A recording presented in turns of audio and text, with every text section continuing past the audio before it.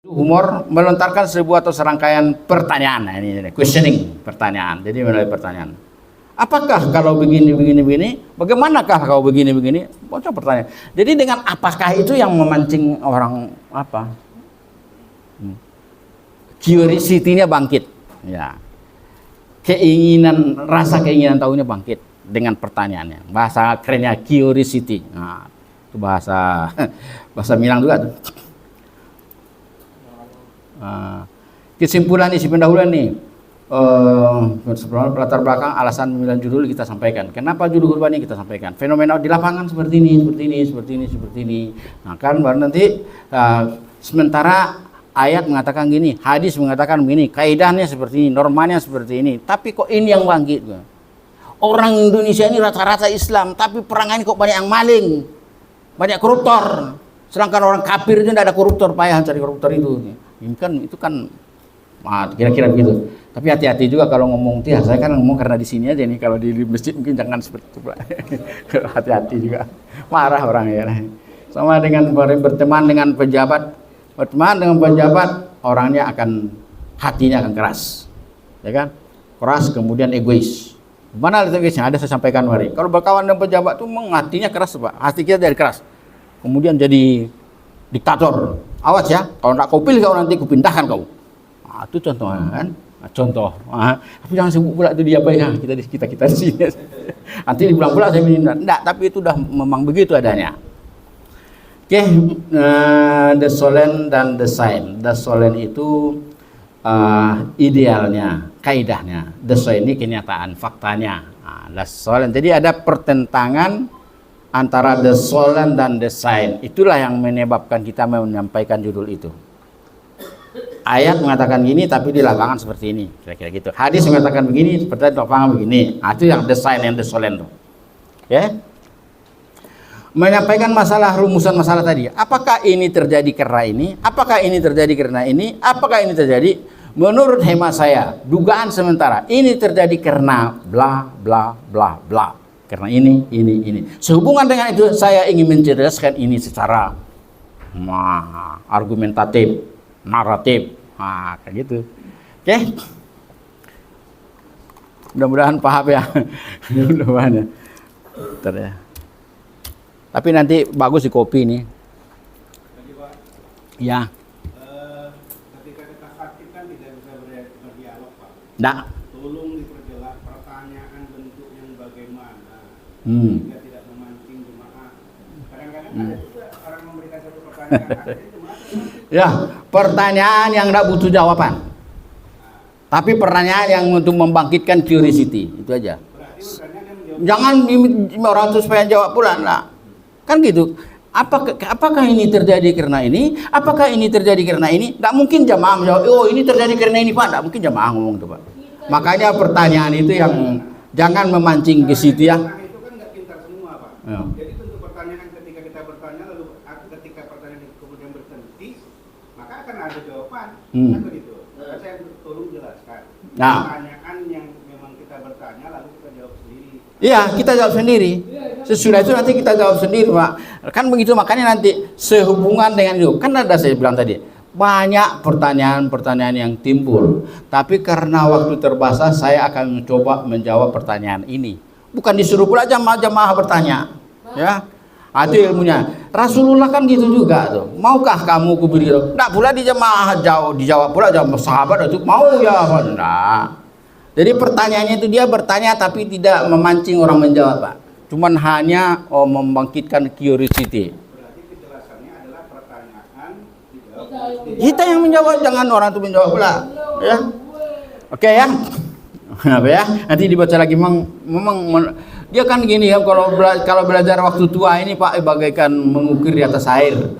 Ya, jadi memang agak berat juga kita memahaminya. Kalau udah anak-anak emang belajar bagaikan mengukur di atas batu. Nah gitu. Jadi memang saya paham lah. Lagi, Pak, ya. Mungkin dari awal Mukadimah yang Bapak sampaikan, banyak fakta-fakta yang terjadi ketika khatib menyampaikan. Diam-diam loh. Hargai pendapat orang. Ketika khatib menyampaikan keluar dari judul satu. Nah, Keluar dari judul ya. Keluar dari judul. Kemudian yang Bapak sampaikan juga di awal tadi itu tidak ada pendudukan dan sebagainya. Seharusnya kami yang tua nih, atau Pak Samsul contohnya, kami kali dia kan. Kalau tua itu kita ribut ya Pak. Panggil hatib itu Pak. Maunya gitu. Nggak perlu, maaf Pak, nggak perlu Bapak ajari, itu udah kami lakukan itu. Bahkan saya telepon lagi. Kemarin ini ada khatib yang di Masjid Raya. Masjid Raya orangnya hebat. Khutbahnya ternyata ini. Saya telepon dulu pengurus masjid, apanya yang salah? Ini. Saya telepon Ustadz itu. Jangan Bapak bilang saya takut, saya sorry aja. Siapapun Anda kalau macam-macam habis. Ya mohon maaf, saya nggak ngajari, cuma kan gitu. Kan kita Udah Pak. Makanya Bapak lebih sering sini, sudah kita sampaikan itu tiap hari di sini. Banyak ustadz yang kita panggil, kita telepon, kita berhentikan. Ya ustadz yang kita berhentikan ada 4 diberhentikan Pak. Ini kami sedang mengintip juga nih. Kami sudah buat instrumen penilaian lagi Pak. Saya kan dulu kepala sekolah Pak, tahu persis saya bagaimana menilai orang. Kalau saya udah buat instrumennya, ada ndak ini. Cuman saya yakin kawan-kawan penyelenggara ini belum ada yang tak kuat untuk itu. Belum ada. Jadi saya terlalu keras, saya nanti kan enak ya. Tapi saya udah buat nih, ada ini, semua sesuai dengan ini pertanyaannya Pak. Nanti kalau kita panggil Bapak tadi khatib ininya enggak ada, ininya berarti nilainya Pak sini. Nanti Bapak kami bina ya. Itu. Seperti sekarang ini sebenarnya ini tindak lanjutnya ini. Cuman yang diundang sekian, yang datang sekian. Ini Bapak orang-orang hebat-hebat aja yang datang nih. Jadi terima kasih Pak datang Pak ya. Terima kasih datang ya. Jadi kita Pak, kita enggak main-main Pak jadi pengurus. Saya mantap, sebab saya di sini memang masa tua saya ini saya gunakan untuk ini. Ya, saya nggak perlu yang lain-lain lagi.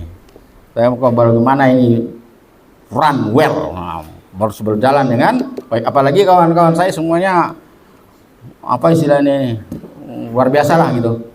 Ya luar biasa. Ya. Ini mengkondisikannya ini 2 minggu nih Pak, sebulan. Seminggu. Kemarin naturalnya batas. 2 minggu mengkondisikan ini Pak, bukan mudah. Mengundang-undang Bapak ini yang paling payah, kami mengundang Bapak-bapak. Itu ditelepon, Bapak bisa datang nih, ditelepon. Ada yang berjanji sudah datang tapi tidak. Nah, itulah karena Ustadz biasa juga melanggar mungkin nggak janji mungkin ya. Tapi mungkin karena ada halangan ya. Oke Pak ya, lanjut ya. Jadi ini ya, menyampaikan masalah rumus budaya. Jadi masalah ini bukan untuk dijawab ya, jangan hanya memancing orang apa aja. Tujuan pendahuluan ini adalah, tujuan pertanyaan itu adalah untuk menarik perhatian jemaah. Bahasa ilmiahnya itu to attract the audience attention. Nah, itu dah tuh. Oke. Jadi tujuannya itu Pak, bukan untuk dijawab. Kemudian isi ceramah. Isi ceramah ini penunjuk umum aja ya. Menyampaikan sesuai dengan topik dan keadaan jemaah. Maksud tadi Pak judulnya. Misalnya Ustadz judulnya nih, tapi tidak khutbah dia sesuai dengan judul. Kami bilang sama pengurus, tolong telepon pengurus. Nanti apabila memang dia adalah sesuai judul, pasti saya telepon. Tidak ada ndaknya. Pasti saya telepon. Bapak tadi khutbah di mana? Sini. Bapak kok tidak pakai judul ini? Wah, nanti alasannya ada aja itu. Saya sibuk Pak, ini Pak. Padahal buku itu sudah setengah tahun yang lalu kan? Iya kan? Buku itu sudah setengah tahun yang lalu. Oke.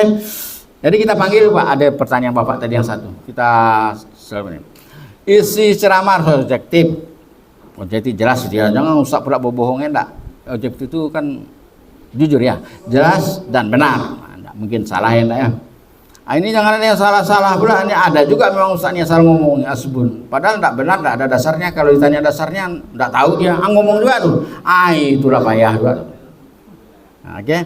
Isi ceramah tidak akan menimbulkan pertentangan di masyarakat. Hal dah tadi ya. Bahasa yang digunakan ceramah mudah dipahami pendengar. Nah, tengoklah audiensnya kan. Tengok audiensnya. Kalau misalnya Bapak ceramah di Usuluddin mungkin berbeda Pak. Bapak berceramah di pasar itu berbeda juga. Lain bahasanya itu. Ya. Bahasa yang digunakan ceramah harus santun dan rendah hati ini itu dia. Lanjutan, menyampaikan ide utama dengan tegas, jelas.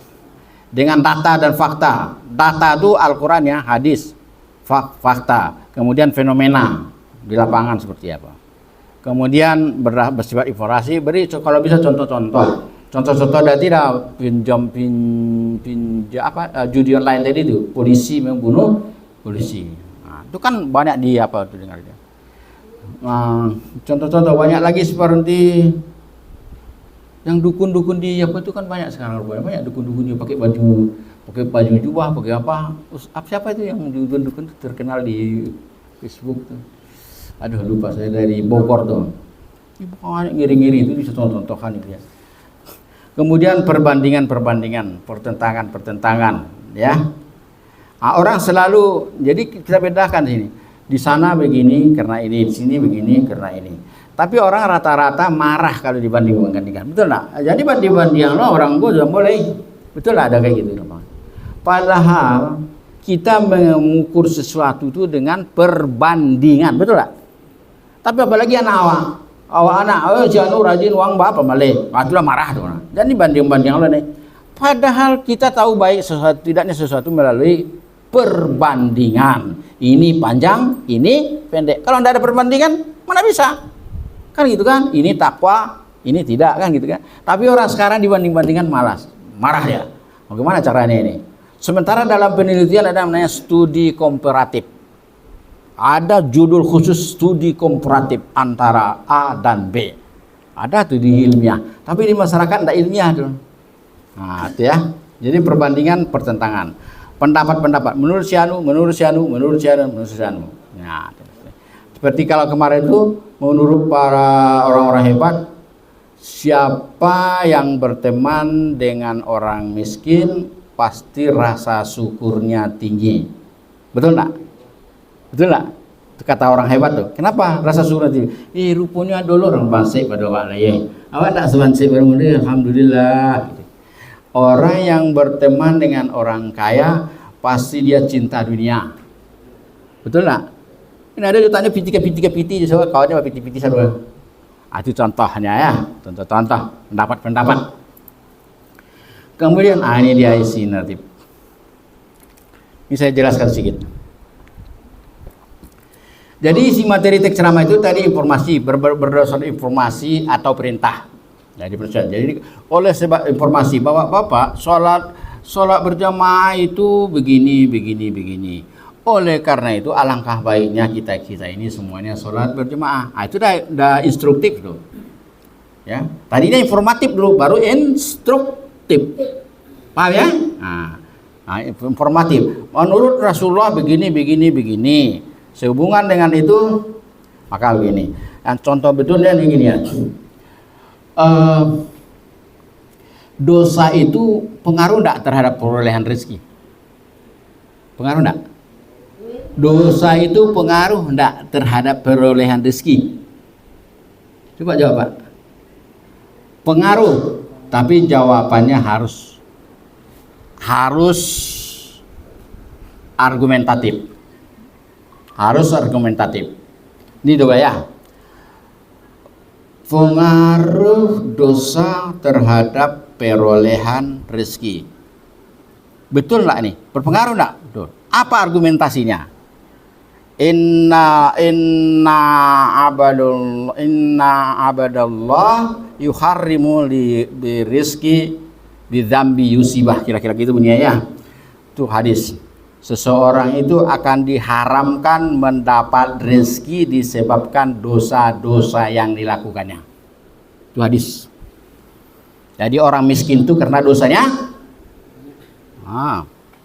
Main kalau bisa disampaikan itu kan enak tuh. Wa may yattaqillah yaj'al lahu makhraja wa yakhrujuhu min haitsu la yahtasib. Apalagi banyak ayat-ayat dia. Banyak ayat-ayat itu. Saya udah buat judul khusus itu. Dosa itu mempengaruhi terhadap perolehan rezeki. Saya sudah ada judulnya di sini nih. Mantap, saya buat insyaallah. Kalau bisa nanti kita buat coba bersama. Jadi ternyata orang-orang miskin itu karena dosanya itu banyak. Yang memberi rezeki itu siapa? Allah. Kenapa tidak didekati Allah tuh? Seharusnya kalau ingin banyak rezeki dekati Allah, maka rezeki yang banyak.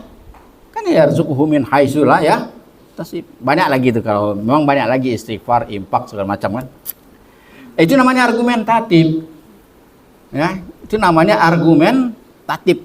Ada dalilnya. Jadi jangan bahasa rezeki rezeki itu akan terhalang dengan dosa yang dilakukannya. Apa dalilnya? Ya begitu, nggak bisa. Tapi harus kita sampaikan dalilnya ini, datanya ini, itu yang dimaksud dengan argumentatif. Oke? Ini kami waktu subuh itu Jumat itu selalu tidak ada argumentasinya. Ya, selalu tidak ada argumentasinya. Apapun yang kita omongkan, apalagi seorang ustadz, kita harus sampaikan argumennya, sampaikan Al-Qurannya, bahkan hadisnya, pendapat ulama dan seterusnya. Oke, jangan menurut saya. Memangnya lu siapa? Nah, itu saya gitu aja. Kita belum berhak kita itu menurut pendapat ulama mujtahid, oke lah. Imam Syafi'i, oke lah. Malik, oke lah. Kelawat. Jadi bapak-bapak ya janganlah menurut saya. Emangnya anda siapa? Nah, gitu aja nanti kalau saya jawab. Tapi kita buat aja nanti menurut Imam Syafi'i, menurut ini yang enak kan? Nah, itu yang maksud dengan argumentatif. Oke, paham ya? Ini ada nih. Teks argumentatif, teks yang memuat data dan fakta. Data itu kan saya bilang tadi Al-Quran atau hadis. Akurat untuk mendukung kebenaran, membuktikan pendapat. Dia Al-Quran hadis. Jadi argumen itu dibuktikan. Bisa dibuktikan. Argumentatif namanya ya. Oke. Kemudian rekreatif. Nah, rekreatif ini, Bapak ceramah itu usahakan ini sebenarnya bidang apa ini? Public speaking nih. Rekreatif sesuatu yang membuat hati gembira. Usahakan kita ceramah itu orang gembira. Atau tidak sedih sampai menangis. Itu dua aja kan. Gembira atau menangis. Kemudian menghibur. Menyegarkan pikiran dan fisik. Misalnya seperti kita baca novel, sajak, humor, lagu-lagu. Walaupun orang berbeda pendapat juga nih. Kalau saya terus terang enggak suka saya humor ceramah loh. Ya enggak suka saya. Kalau orang sekarang perlu lawak kan. Jadi kalau mau humor juga nanti pilah-pilah lah ya yang kira-kira menarik ya. Sebenarnya ada juga Nabi Muhammad ada juga humor, tapi humornya itu konstruktif istilahnya. Enggak usah terlalu batele-tele pula. Banyak pula humor daripada ceramah. Itu yang boleh-boleh apa aja lah di Jadi yang rekreatif, bagaimana orang supaya itu nanti lebih dalam oleh public speakingnya ya. Kemudian persuasif. Jadi kita bapak harus sembahyang. Kalau tidak berhenti jadi Islam. Nggak bisa begitu. Itu namanya nggak persuasif tuh namanya kan. Nah yang persuasif kira-kira bagaimana ini? Yang persuasif kira-kira bagaimana? Supaya orang sholat.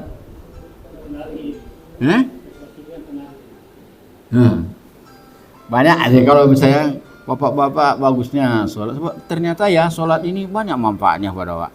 Pertama hati tentram. Allah bizikrillah tatmainnul qulub. Ketahuilah hati akan tentram dengan mengingat Allah. Aqimus sholata li dzikri. Jadi kalau sholat jadi dengan tentram, dengan sholat berarti hati tentram.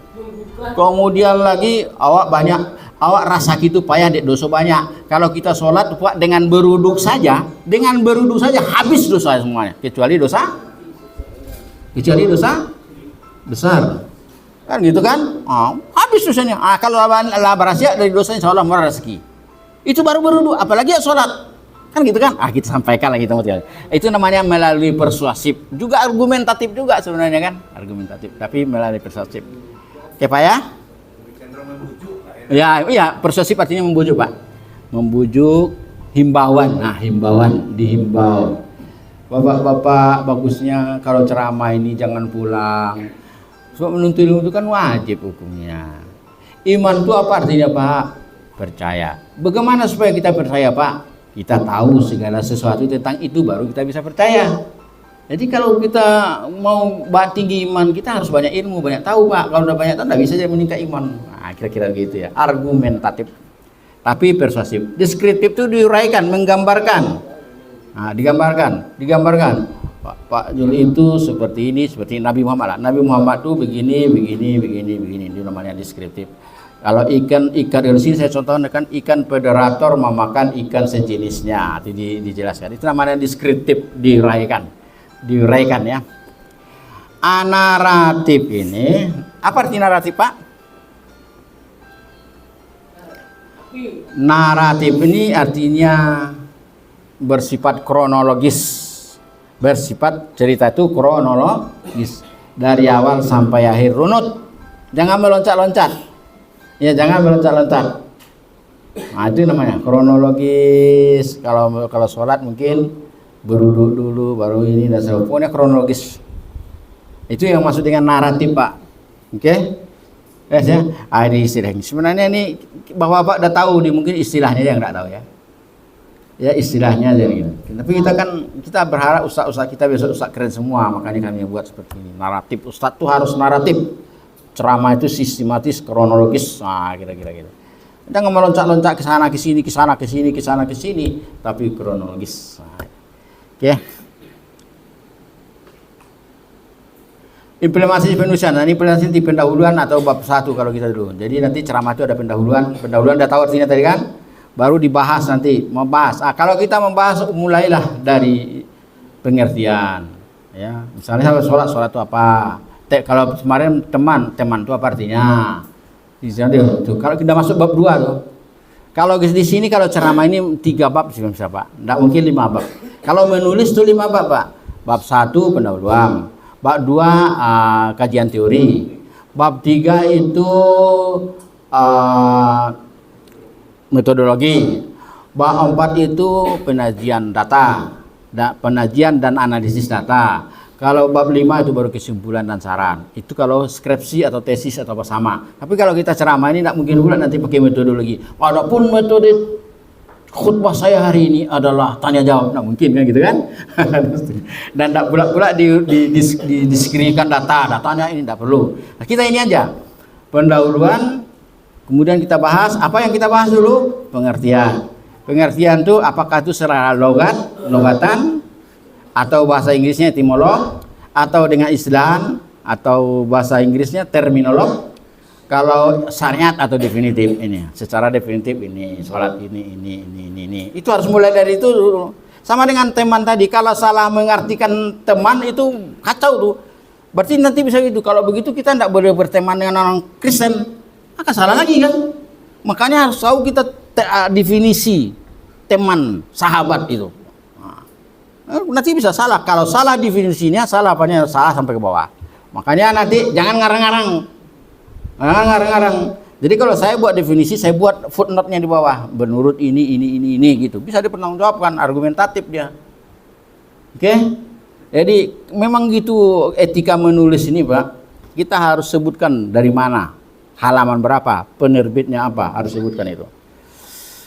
Kemudian baru nanti pemecahan masalah. Orang malas sholat karena ini. Orang rasa ini. Orang malas sholat, malas masjid karena dia memang miskin. Kemudian dia asik mencari rezeki. Kan gitu kan orang itu. Orang ini kan kenapa malas ke masjid? Ada yang cari uang aja. Tidak tahu dia bahwa uang itu sebenarnya ditentukan oleh Allah. Sekian uangmu hari ini. Sudah ditentukan, tidak ada lagi cerita itu. Ya tapi kita harus bekerja. Pokoknya tidak ada salah fantasiru fil ard. Ya kan gitu ya, itu rumusnya kan gitu. Pokoknya bertebaran. Tidak ada hal serius. Pokoknya menggeleng, setidaknya menggeleng kepala itu dapat rasa kiru. Kan begitu kan? Jadi tidak usah harus dikorbankan pula waktu sampai masjid tinggal. Kalau di Arab itulah hebatnya orang itu Pak. Kalau di Arab itu, kalau kita di Arab itu, kami waktu berjalan-jalan gitu di padang pasir itu, kebetulan masuk waktu, itu berhenti dia tuh Pak. Berhenti dia tuh sholat di tepi jalan. Begitu orang Arab, makanya itu kedainya ditutup itu. Nah, sama orang awak kok ditutup tidak ada duit. Enggak, tambah miskin. Itu makanya tolonglah jelaskan nanti ke masyarakat, Pak. Sholat kalau mau jadi orang kaya antara lain sholat. Ya, baik memang istighfar ya, infak ya. Kalau sampai karya pasti jadi orang miskin. Betul lah? Hah? Pasti jadi anfaq alai. Berimpaklah kamu baru saya berimpak. Kan gitu hadisnya itu kan? Kemudian mana lagi? Fahuwa yakhlifu, makan diganti kan gitu kan? Kalau saya contohkan itu sama dengan mancing. Kalau mancing pakai mata pancing dapat enggak ikannya? Dan apa dia? Coba masukkan kepala saci yang enggak seketek. Tapi enak ikannya. Artinya apa? Bersedekah dulu baru dapat rasa. Ikawa ini kayu ini sampai dikariang. Kan kira gitu. Mamam bakhila wasnauna wa kadzdzaba bil husna fasan yasirul lil usra, kira-kira gitu, Pak. Oke, begitu pemecahan masalahnya. Baru nanti penutup atau kesimpulan. Saya kira itu dari saya. Kalau penutupnya simpulan isi ceramah itu menggugah, mengajak, mendoakan Dan sudah di bagian menegaskan kembali di tema dan seterusnya ya. Ini kesimpulannya, ini pendahuluan, ini batang tubuh, ini kesimpulan ini enggak apa-apa dia apa. Ini intinya semuanya inilah dia ini ya. Sepanjang cerita saya ini dia. Batang tubuhnya itu atau isinya tadi pengertian, uraian materi, pemecahan masalah ya. Nah, kesimpulan nih. Dah. Nah, kemudian jangan lupa diksi. Pilihan kata yang tepat, gunakanlah kata yang tepat. Payah juga kita Ustaz ini kan. Memilih diksi itu gak payah juga, berusaha lah untuk bisa pandai ya. Saya pun memilih diksi itu banyak juga salah.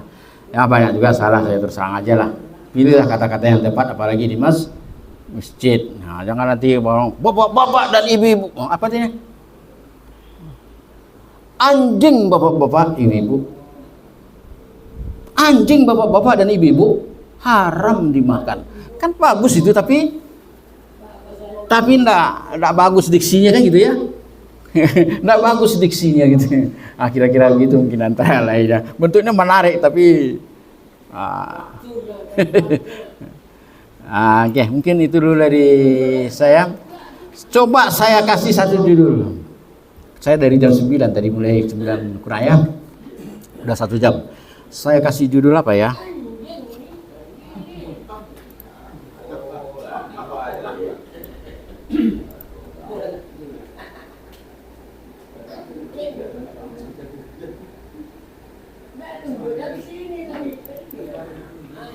Coba saya kasih judul. Judulnya wakaf. Judulnya wakaf, ya. Coba buat apa latar belakangnya? Kenapa saya harus bahas wakaf ini kira-kira? Coba sekarang kalau perlu ditulis dulu. Bisa.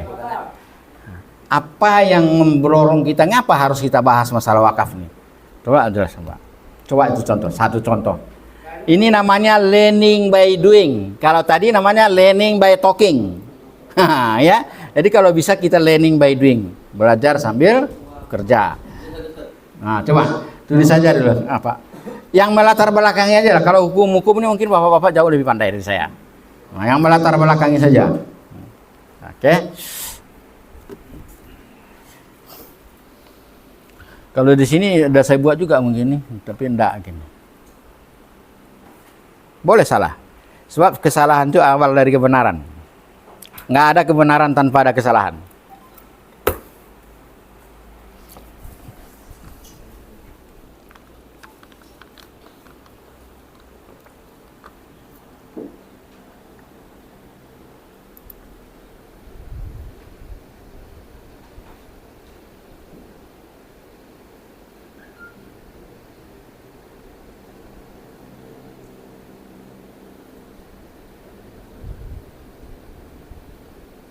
Atau boleh pilih mungkin ini murah maknanya. Ada saya buat judul nih ya. Ini panjang nih.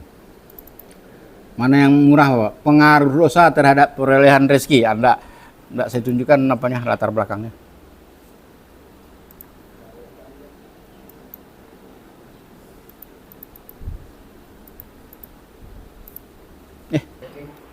Saya kasihkan intinya dari materi yang saya sampaikan,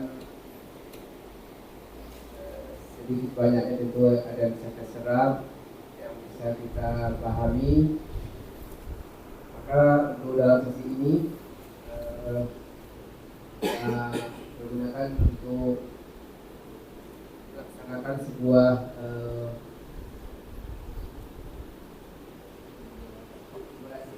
simulasi mana dari 3 simpul besar, pertama pendahuluan, ada isi, ada penutup ataupun kesimpulan.